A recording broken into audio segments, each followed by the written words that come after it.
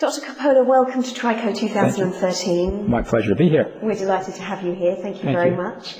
If I could start by asking you to briefly introduce yourself to us.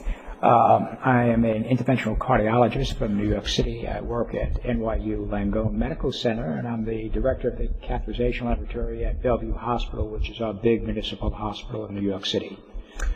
And could I ask you, what's your impression of Trico, and how do you feel it compares with other courses held, for instance, in the US, Europe, globally? I think there's a lot less industrial bias in Trico. I think it is a tremendous educational venue. The cases that are done are very complex, more complex than many of the cases you see in the West. The lectures are very practical, and it's a tremendous training course for the young physicians who want to start a radio program, or for the physicians who are doing radio cases but want to advance their skills.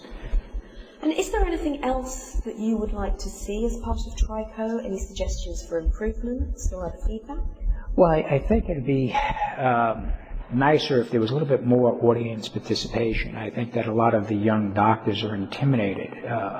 One of the things that you'll see in many of the courses in the West is that the audience will be asking questions. And here I think that the audience is overcome by the complexity of the lesions and the skill of the operators, that they sometimes are not asking questions. And when you're trying to teach, it's very hard to understand if people are grasping their principles, or they are just sitting in the back nodding their head. So if we could encourage the audience to be more vocal, I think it would be better. Thank you. We'll really take that on board. Okay. And if I could ask you about your impression of the techniques and the technology being used here by Tejas Patel. A couple of things. I think that, certainly the Europeans make a claim that they're the ones who introduced radial intervention and radial catheterization, but I think that Tejas has taken that to a totally different level. I think that the cases he does, his skill, the ability to really intervene on any one of the vascular beds in the body is something that Tejas has really been a pioneer in. And I think that as a evangelist of radial procedures, Tejas has spread this throughout the world. I mean, I think that he was responsible for teaching myself and one of my colleagues, Dr. Kwan.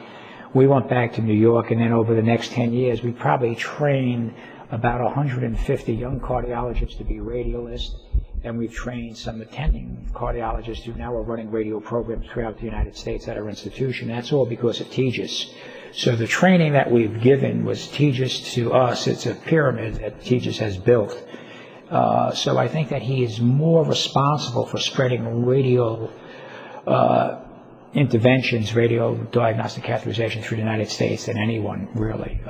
I think that when you say the techniques, he's just a tremendously skilled operator, as skilled as anyone you're going to see in the United States or in Europe.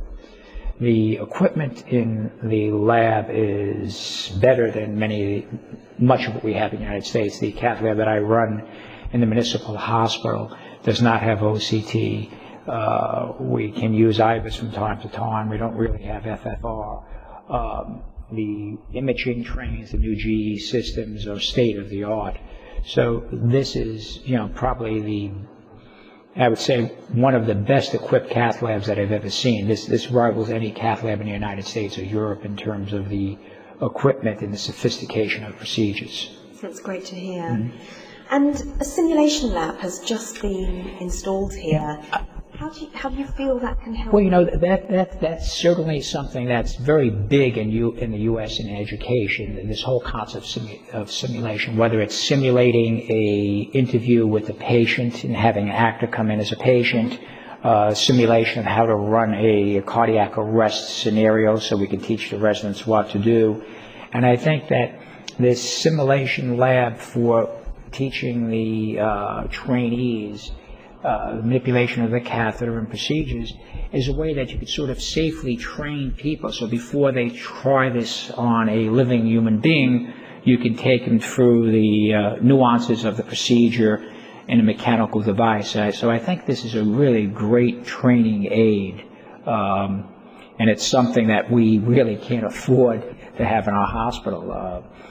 occasionally we'll have outside vendors come in with us, and we can use it with our fellows for a short period of time. But to have it here and the first one in Asia, I think is going to aid with the training of young cardiologists who come to Tejas' lab to learn these techniques. We certainly are very excited about Yes. it. And finally, Dr. Coppola, any parting message for Trico? Well, I think that Tejas just has to keep on doing what he's doing. I think it is probably the premier transradial course in the world. I was involved in a radio course recently in New York City, and I don't think that the complexity of the cases we did, the faculty were anywhere near as good as the Trico. So I think that Tejas has a very winning model here, and he just has to continue to do what he's doing. Many thanks for such Thank you. positive feedback. Thank We really you. are honoured to have you here and delighted and look forward to future opportunities with you. Thank you. Thank you.